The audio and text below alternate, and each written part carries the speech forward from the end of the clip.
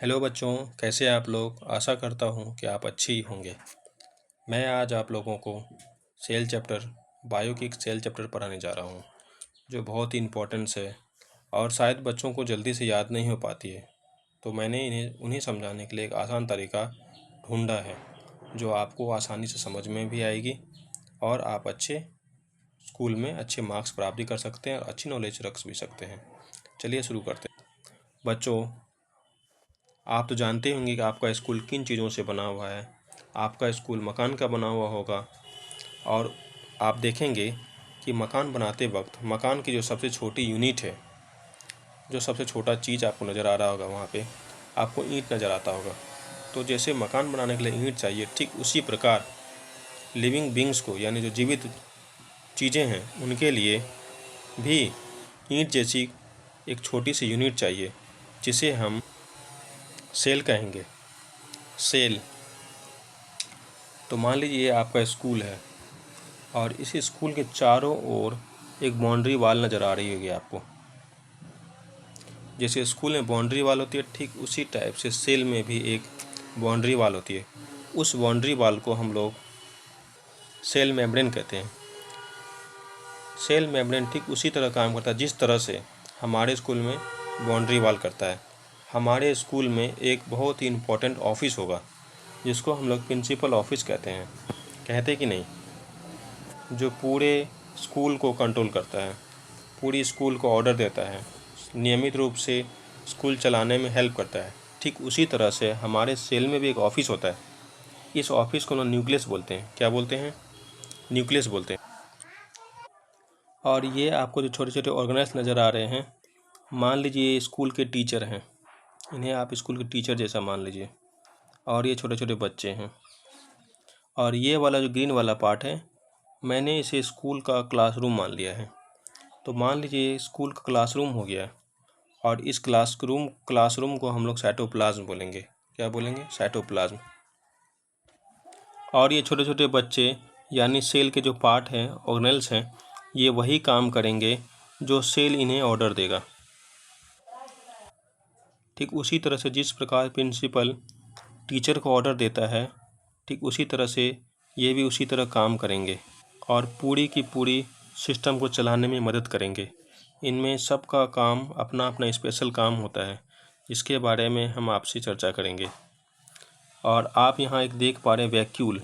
जैसे स्कूल में एक स्टोर रूम होता है जहाँ पे सामान रखी होती है, खाने पीने की चीज़ होती है, ठीक उसी प्रकार से एक वैक्यूल होता है।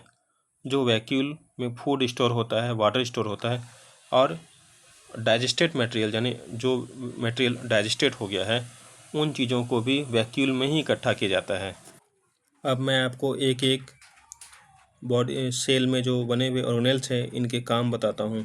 पहला सेल मेम्ब्रेन की अगर बात करता हूँ तो ये बाउंड्री वाली बात जो है, सेल मेम्ब्रेन ये फैसला करता है कि किन चीज़ों को अंदर से बाहर जाना है और बाहर से अंदर को आना है।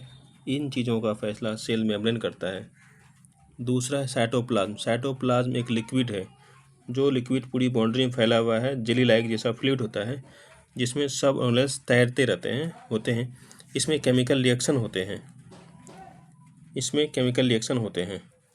और ये न्यूक्लियस में डीएनए होते हैं और आरएनए होते हैं।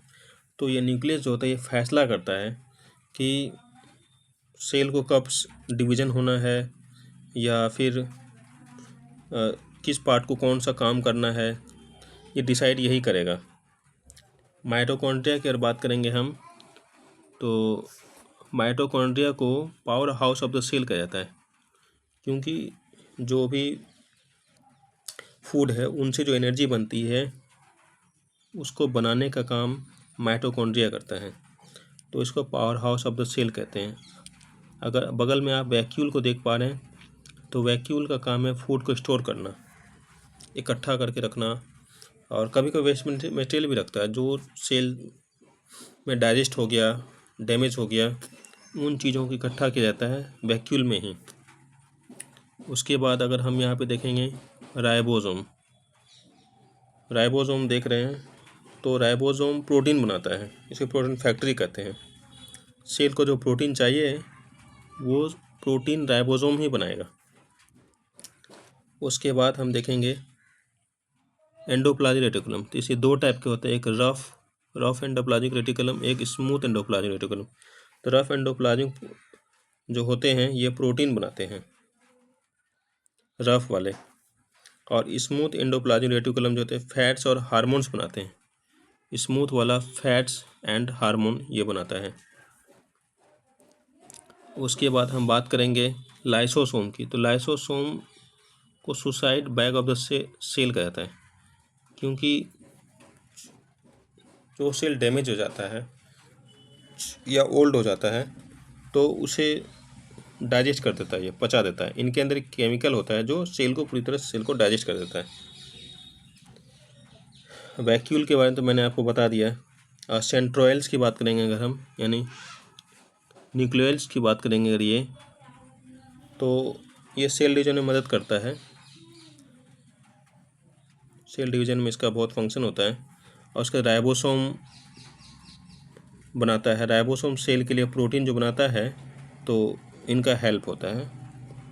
और आरएनए का प्रोडक्शन भी करता है, यही सेंट्रोइल्स में होता है, न्यूक्लियस में। और सेल के प्रोटीन सिंथेसिस में इनडायरेक्ट रोल होता है।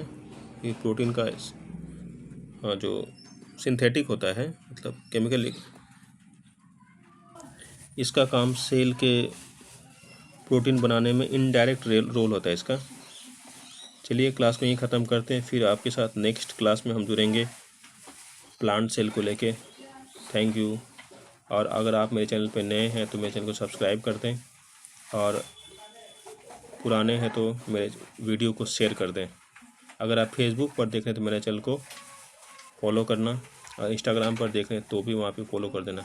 अगर आप इसे इंस्टाग्राम पर या टेलीग्राम पर देख रहे हैं तो मेरे वीडियोस को लाइक कीजिए, शेयर कीजिए, और मेरे इंस्टाग्राम चैनल को, टेलीग्राम चैनल को फॉलो कीजिए। Thank you.